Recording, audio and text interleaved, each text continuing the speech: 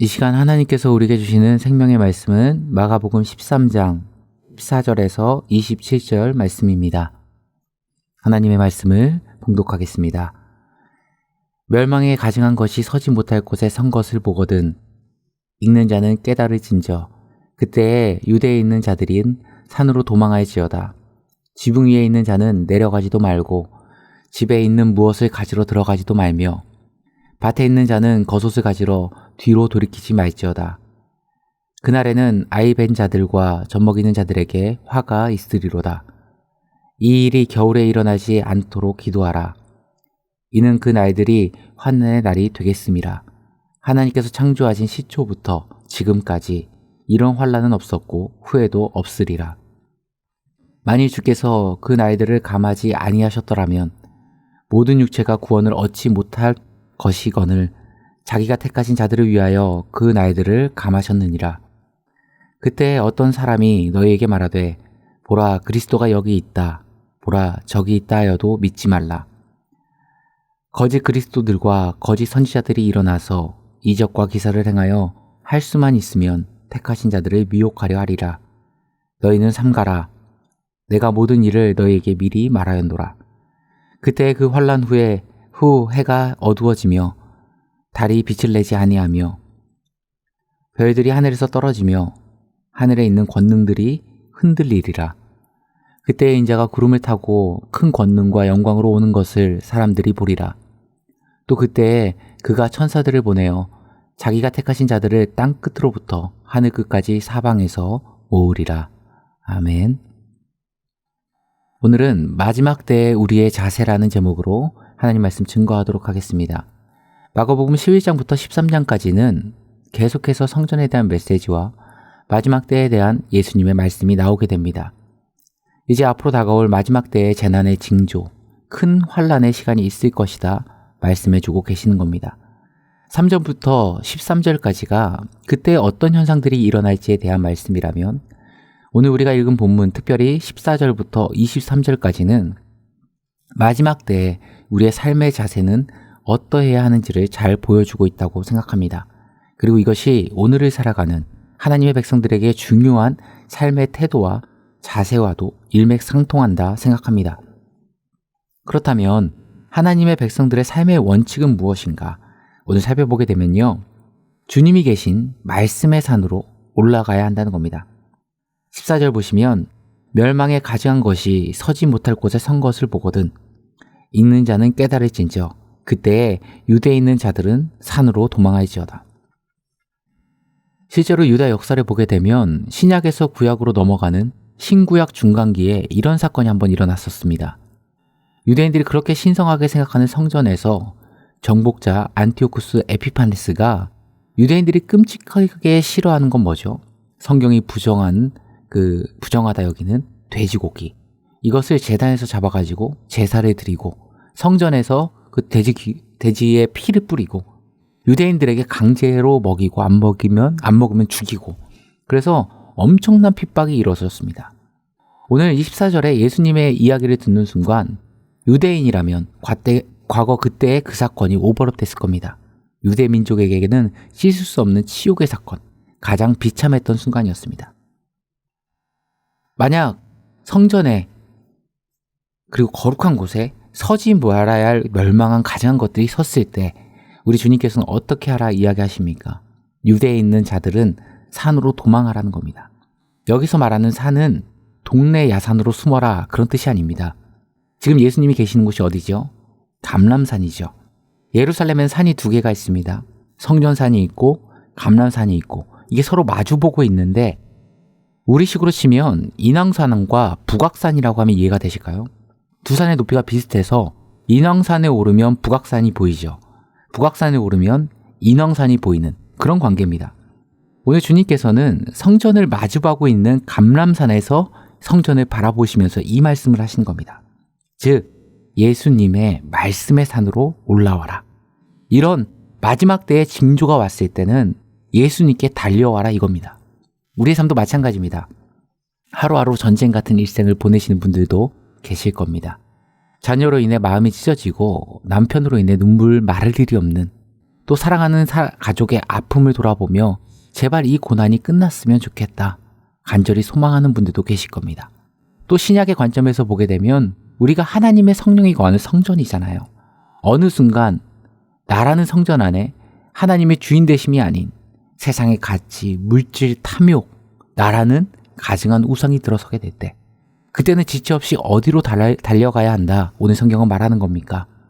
예수님의 말씀이 선포되는 말씀의 삶, 즉 말씀으로, 말씀의 근원 대신 주님께로 나아가야 된다는 겁니다. 이것을 즉시로 반사적으로 움직여야 됨을 말하고 있죠. 15절과 16절을 보시면 지붕 위에 있는 자는 내려가지도 말고 집에 있는 무엇을 가지러 들어가지도 말며 밭에 있는 자는 겉옷을 가지러 뒤로 돌이키지 말지어다. 지붕에 있는 자는 내려가지도 말랍니다. 또 집에 들어가서 뭘 들고 가야 되나 뭘 챙기려 하지도 말랍니다. 밭에 있는 사람은요, 겉옷을 챙기러 가지 말라 이야기합니다. 많이 들으셨으니까 아시겠지만 유대인들은 겉옷이 이불의 역할과 생존의 필수품이었습니다. 그래서 이 겉옷이 재산적인 가치 환산이 되는 물품이었습니다. 그래서 가난한 사람도 저당 잡히더라도 이 겉옷만은 돌려주라 성경은 말하는 겁니다. 그런데 한 가지 더 알려드리면요. 겉옷은 이스라엘 백성들에게 있어서는 자부심입니다. 그래서 겉옷에 술이란 게 있죠. 술에다가 쉐마 이스라엘 해서 신명기 6장의 말씀을 적어 놓습니다. 이스라엘아 들으라. 오직 우리 하나님은 오직 유일한 여호와이시니 너는 마음을 다하고 뜻을 다하고 힘을 다하여 내 하나님 여호와를 사랑하라. 이걸 쫙 기록해 놓고 끈에다가도 말씀을 기록해 놓고 그래서 옷 자체가 자기가 얼마나 믿음 생활을 잘하는지를 보여주는 가시적인 물건입니다. 제가 2001년 군번인데요. 그때 제대하고 부대 앞에 이렇게 나오게 되면은 꼭 오바로크 쳐주는 가게들이 있었습니다. 그러면 이제 마지막 제대니까 다시 들어갈 일 없으니까 군복을 꾸미겠다고 거기다가 뭐 이거 붙이고 저거 붙이고 뭐 특공 붙이고 뭐 그럽니다. 그러면서 나는 엘리트 군인이야. 난 이런 것도 완수했어. 뭐 옷으로 드러내는 거죠. 자부심이죠. 옷으로 통해서 내가 얼마나 괜찮은 군인인지를 드러내는 것처럼 이스라엘 백성도 말씀을 쓰고 말씀을 기록함으로써 이 옷이 그들에게 신앙적 자부심이었습니다. 그런데 그걸 찾으러 들어가지 말라는 겁니다. 우리에게 적용하면 지금 삶의 환란이 닥쳐오고 신앙의 중심이 무너졌을 때 내 보잘것없는 자부심, 자존심 챙겨 보이겠다고 머뭇거리지 말라는 겁니다. 목회를 하다 보면 참 안타까운 유형의 사람들이 누군지 아십니까? 모태신앙으로 어려서부터 쭉 신앙생활을 했습니다. 그런데 대학을 가고 사회생활을 하다 보니까 주님 없이 10여 년의 허송생활을 보낸 겁니다. 그런데 참 묘해요. 절대로 주님께서는 안 돌아올 그 사람이지만 삶의 굴곡을 통해서 또 어떤 계기를 통해서 주님을 떠오르게 만드시고 그를 이끄십니다. 그러면은 어떻게 해야 됩니까? 빨리 내 그 삶의 자리를 확 유턴해서 주님 품으로 달려와야 되는 거 아닙니까? 그런데 마지막까지 꼭 뭐가 발목을 붙잡냐? 자존심이에요. 내가 어떻게 돌아가냐? 주님께 무슨 염치로 돌아가냐? 이게 얼핏 보면 낮아진 겸손한처럼 보이지만요. 그 뿌리 위에는 아직도 놓치기 싫은 자기의 자존심이 있는 겁니다.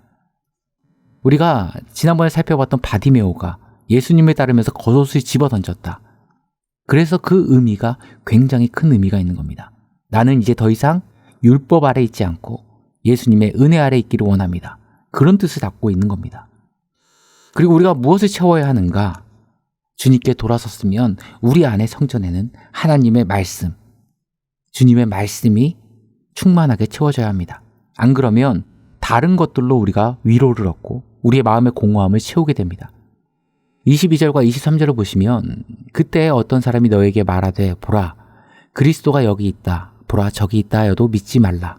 거짓 그리스도들과 거짓 선지자들이 일어나서 이적과 기사를 행하여 할 수만 있으면 택하신 자들을 미혹하려 하리라. 미혹 무엇입니까? 무엇에 홀려 자신의 정신을 차리지 못하고 예수 그리스도라는 정답이 있음에도 불구하고 갈팡질팡 헤매게 만든다는 겁니다. 여러분 말씀이 왜 중요하냐면요. 안디옥 교회가 있죠.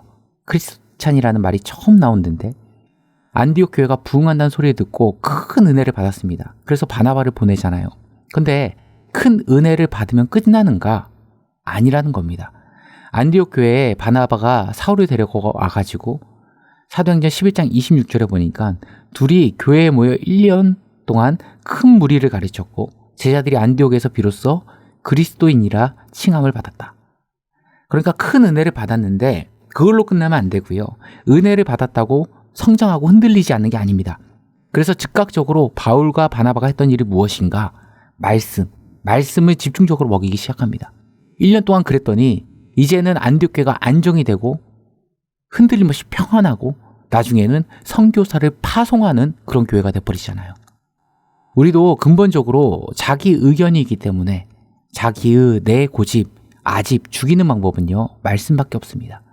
또 수많은 페이크 뉴스, 거짓 대답이 우리에게 다가올 때 우리가 미혹돼서 갈팡질팡하지 않고 예수 그리스도라는 정답을 붙들 수 있는 길은 우리 안에 말씀이 가득할 때만 가능합니다. 왜인지 아십니까? 말씀이 내 인생의 중심이 되고 나라는 성전을 가득 채우기 시작하면요, 그 말씀이 우리의 삶과 생각과 사고를 찌르기 시작합니다. 그리고 하나님의 뜻이 무엇인지를 자꾸 메아리치기 시작합니다. 오늘 말씀을 정리하겠습니다. 오늘 성경은 마지막 때에 우리가 살아가는 삶의 자세가 무엇인지를 주님의 말씀을 통해서 보여줍니다. 내 삶에 어려움이 다가왔을 때 내 신앙의 중심이 주님이 아닌 물질, 세속적인 가치, 내 욕망, 내 만족함, 다양한 나의 모습들로 가득한 것들이 주님의 자리를 차지하기 시작할 때 우리가 해야 될 것은 바로 주님의 말씀이 선포되는 그 말씀의 삶, 주님의 품으로 바디메오와 같이 달려가는 겁니다.